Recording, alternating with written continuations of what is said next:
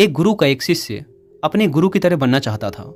गुरु भी अपने शिष्य को अपने से भी महान बनता हुआ देखना चाहते थे, इसीलिए उन्होंने सब तरह की शिक्षा उसे दी। लेकिन शिष्य को तो बहुत जल्दी बहुत बड़ा बनना था। उसे हमेशा लगता कि गुरु उसे सब कुछ नहीं बता रहे, इसीलिए वो सफल नहीं हो पा रहा। तो एक दिन उसने सोचा कि क्यों ना मैं गुरु पर नज़र रखूं और देखूं कि पूरे दिन वो क्या क्या करते हैं। उस दिन से वो गुरु का पीछा करने लगा। उन्हें पूरे दिन छुप छुप कर देखता रहता। सुबह उठने से लेकर रात सोने तक गुरु क्या क्या करते थे, कहाँ जाते थे, कैसे ध्यान करते थे, कैसे भोजन करते थे, क्या बोलते थे, कैसे चलते थे, कैसे उठते बैठते और सोते थे, इन सभी गतिविधियों को उनका शिष्य पूरे दिन छुप छुप कर देखता रहता। उसने भी वही सब करना शुरू कर दिया जो गुरु अपनी दिनचर्या में करते थे। उसने हर एक काम में हूबहू गुरु की नकल करनी शुरू कर दी। एक सुबह नदी की ओर जाते हुए गुरु ने देखा कि उनका शिष्य उनके साथ साथ चल रहा है। उसने भी उसी घाट में स्नान किया जिस घाट में रोज गुरु स्नान किया करते थे। वह भी उस चट्टान के पास पहुंचा जिसमें बैठकर गुरु हर सुबह ध्यान किया करते थे, और गुरु के बैठने से पहले ही वह उस चट्टान पर जाकर बैठ गया और ध्यान करने लगा। यह देखकर गुरु मुस्कुराए और वहीं पास की ही एक दूसरी चट्टान पर बैठकर ध्यान करने लगे। शिष्य ने सोचा कि गुरु कुछ बोलेंगे, लेकिन जब थोड़ी देर तक कोई आवाज न आई तो उसने आंख खोलकर देखा कि गुरु तो दूसरी चट्टान पर बैठकर ध्यान कर रहे हैं। उसने सोचा कि शायद महीने में किसी एक दिन गुरु दूसरी चट्टान पर बैठकर ध्यान करते होंगे। शिष्य की ऐसी हरकतों को देखकर गुरु समझ गए कि उनका शिष्य उनकी तरह बनने के लिए अंधा होकर उनकी नकल उतार रहा है। इसीलिए गुरु एक दिन एक पेड़ की डाल पर बैठकर सो गए। शिष्य ने सोचा कि शायद रात में पेड़ की डाल पर बैठकर सोने से कोई प्रभाव पड़ता होगा, इसीलिए वो भी उसी पेड़ की दूसरी डाल पर जाकर सो गया। रात में कुछ गिरने की आवाज आई। आवाज सुनकर गुरु की आंखें खुली तो देखा कि शिष्य पेड़ से नीचे गिर पड़ा है और चिल्ला रहा है। गुरु ने जाकर शिष्य को उठाया और कहा कि जब जब भी तुम बिना सोचे समझे किसी दूसरे के रास्ते पर चलोगे या उसकी नकल करने की कोशिश करोगे, तब तब तुम ऐसे ही गिरोगे जैसे आज गिरे हो। शिष्य ने कहा, गुरुदेव, मैं तो सिर्फ आपकी तरह बनने का प्रयास कर रहा था। गुरु ने कहा, अगर तुम बंदर की तरह नकल करने लगोगे तो हो सकता है कि बहुत प्रयास करने के बाद उस काम को करने लगो जैसे बंदर करते हैं। पर क्या इंसान होने के बावजूद बंदर होना उचित होगा? शिष्य ने कहा, नहीं गुरुदेव, इंसान बनना ही ज़्यादा उचित है। शिष्य ने कहा, लेकिन गुरुदेव, मैं अपने मकसद में कैसे कामयाब हो सकता हूँ? कैसे खुद को जान सकता हूँ, पहचान सकता हूँ? मैं तो बस यह जानने का प्रयास कर रहा था कि दिन भर आप क्या करते हैं। शायद उससे मुझे मेरे प्रश्नों का उत्तर मिल जाए, एक नया रास्ता दिख जाए। गुरु ने कहा, जिस प्रकार शरीर को चलाने के लिए भोजन की आवश्यकता होती है, भोजन अगर शुद्ध और पौष्टिक है तो शरीर भी शुद्ध और ऊर्जावान बनेगा। शरीर को आसानी से बीमारियां नहीं घेरेंगी और वह मजबूत व स्वस्थ होगा। फिर हम जैसा चाहें शरीर से वैसा काम करवा सकते हैं। लेकिन अगर तुम सड़ा गला और बासी खाना खाओगे तो तुम्हारे शरीर के साथ क्या होगा? शिष्य ने कहा, हमारा शरीर बीमार पड़ जाएगा और कमजोर हो जाएगा। गुरु ने कहा, ठीक इसी प्रकार हमारे मन की भी शक्ति होती है, और इसमें इतनी शक्ति होती है कि इससे कुछ भी किया जा सकता है, कुछ भी बना जा सकता है, अपने आप को जाना जा सकता है, पहचाना जा सकता है। लेकिन इस मन की शक्ति को नापा नहीं जा सकता, तौला नहीं जा सकता। शिष्य ने कहा, गुरुदेव, आप तो इतने बड़े ध्यानी हैं, ज्ञानी हैं, इसीलिए आपके पास मन की शक्तियाँ हैं जिनका उपयोग भी आप कर सकते हैं। लेकिन अगर हम करने का प्रयास करें तो कुछ भी नहीं होता। गुरु ने कहा, शक्ति तो तुम्हारे पास भी उतनी ही है जितनी मेरे पास या किसी और के पास है। शिष्य ने कहा, तो गुरुदेव, फिर हम सभी लोग कामयाब क्यों नहीं होते? हमारे जैसे बहुत से लोग हमेशा सफल होते रहते हैं। आखिर ऐसा क्यों होता है गुरुदेव?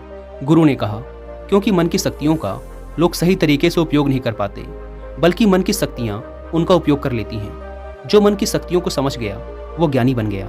जिसने अपने मन की शक्तियों को एकाग्र करना सीख लिया उसका जीवन आसान हो जाता है। फिर वह अपने जीवन में जो भी चाहता है उसे हासिल कर लेता है। दोस्तों, मैं यहाँ आपको कुकू FM पर एक ऑडियो बुक रिकमेंड करूँगा जिसका नाम है मन के रहस्य। 3 बातें जो मैंने इस ऑडियो बुक से सीखी हैं।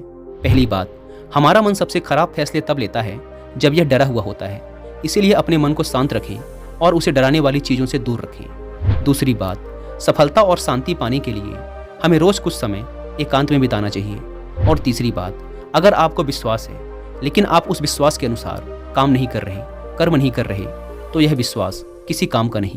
दोस्तों, ये ऑडियो बुक मन से जुड़े सभी सवालों के उत्तर बड़े ही आसान शब्दों में देती है, इसीलिए आप लोग एक बार इस ऑडियो बुक को जरूर सुनें। और जिन्हें कुकू FM के बारे में नहीं पता, ये इंडिया का सबसे बड़ा ऑडियो शो प्लेटफॉर्म है जहाँ पर आप 10,000 से ज़्यादा ऑडियो शोज को सुन सकते हैं, वो भी 7 इंडियन लैंग्वेजेस में।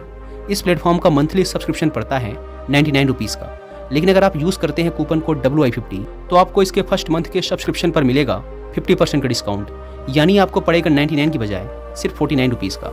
ऐप को डाउनलोड करने की link description and first comment पर मिल जाएगी। आइए कहानी पर वापस लौटते हैं।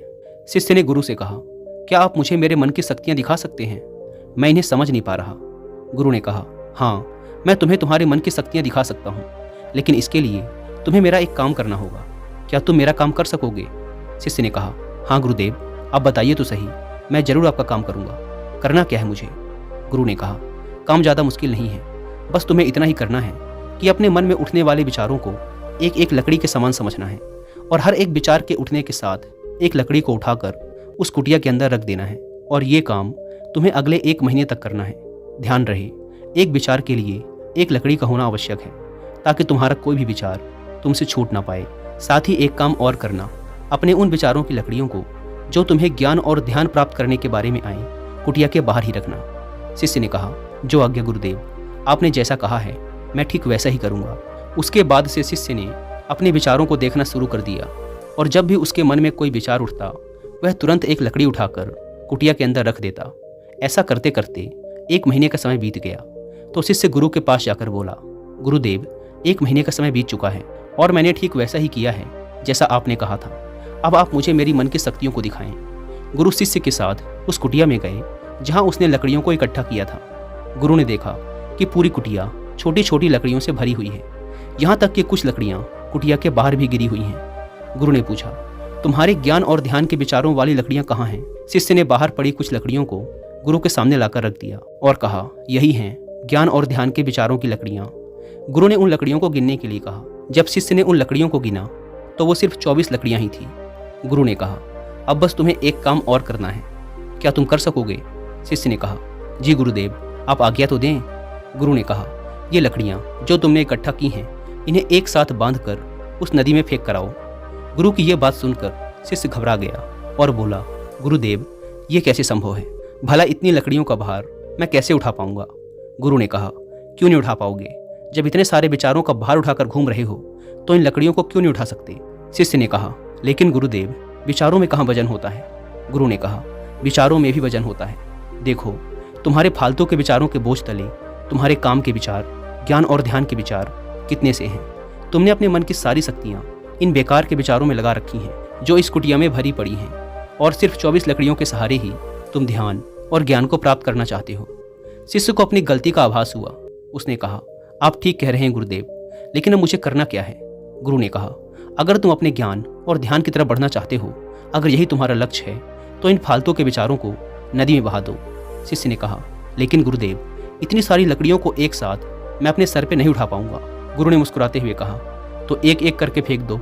1 महीने में, 2 महीने में, 1 साल में, 2 साल में, जितना भी समय लगे लगाओ, लेकिन इन फालतू के विचारों को अपने मन से, अपने दिमाग से बाहर फेंक डालो। याद रहे, एक विचार छूटने पर सिर्फ एक लकड़ी को ही नदी में फेंकना है। शिष्य ने जिन लकड़ियों को सिर्फ 1 महीने में इकट्ठा कर लिया था, उन्हें फेंकने में उसे 3 साल का समय लग गया। एक विचार के छूटने पर वह एक लकड़ी को नदी में फेंक देता और अब उसके पास ध्यान और ज्ञान के विचारों वाली सिर्फ 24 लकड़ियां ही शेष रह गई थी। अब उसके मन की पूरी शक्ति सिर्फ ज्ञान और ध्यान प्राप्ति में लगी हुई थी। कोई भी बेकार का विचार उसके मन में शेष नहीं बचा था। एक दिन ध्यान करते हुए अचानक वह उठा और गुरु के पास जाकर बोला, गुरुदेव, ऐसा लग रहा है जैसे मैं कहीं अटक गया हूँ और अब मैं आगे नहीं बढ़ पा रहा हूँ। गुरु ने कहा, अब उन 24 लकड़ियों को छोड़ने का समय आ गया है, छोड़ दो उन्हें। शिष्य ने उन 24 लकड़ियों को छोड़ने में 1 साल का समय लगा दिया और जब उसने आखिरी लकड़ी को नदी पर छोड़ा तो वह वहीं पर बैठ गया और बैठा ही रहा। सुबह से शाम हो गई तो गुरु उसे ढूंढते हुए नदी पर आए। शिष्य की आंखों में देखते ही गुरु समझ गए कि वह संपूर्ण शांति में खेल रहा है। शिष्य ने गुरु की तरफ देखा, लेकिन किसी ने कुछ नहीं बोला और दोनों एक दूसरे की तरफ देखते हुए चुपचाप वहां से चले गए। दोस्तों, हमारी शक्ति लाखों करोड़ों विचारों के रूप में बिखरी पड़ी है। इसमें से कुछ अच्छे विचार हैं और कुछ बुरे। हमें बस अपने अच्छे विचारों को पकड़ना है, क्योंकि अगर हमने अपने अच्छे विचारों को नहीं पकड़ा तो बुरे विचार तुरंत हमारे मन पर कब्जा करना शुरू कर देंगे और हम नकारात्मकता की ओर खींचे चले जाएंगे। गौतम बुद्ध कहते हैं कि जब भी आपके मन में कोई अच्छा विचार आए तो तुरंत उस विचार को पकड़ लो और उस पर काम करना शुरू कर दो। मन की शक्तियों का उपयोग करना बहुत ही आसान है, बस हमें उसी पर ध्यान देना है जो हम करना चाहते हैं, लेकिन हम एक साथ बहुत सी चीज़ों पर ध्यान देने लगते हैं, जिससे हमारा मन उस काम से डिस्ट्रैक्ट होने लगता है और हमारे मन की सारी शक्तियाँ बिखर जाती हैं। दोस्तों, उम्मीद करता हूँ कि आपको इस कहानी से बहुत कुछ सीखने को मिला होगा, और जाने से पहले एक बार फिर याद दिला दूँ कि कुकू FM पर मन के रहस्य ऑडियो बुक को सुनना ना भूलें, और मंथली सब्सक्रिप्शन पर 50% डिस्काउंट के लिए आप WI50 कूपन कोड का इस्तेमाल भी कर सकते हैं। धन्यवाद।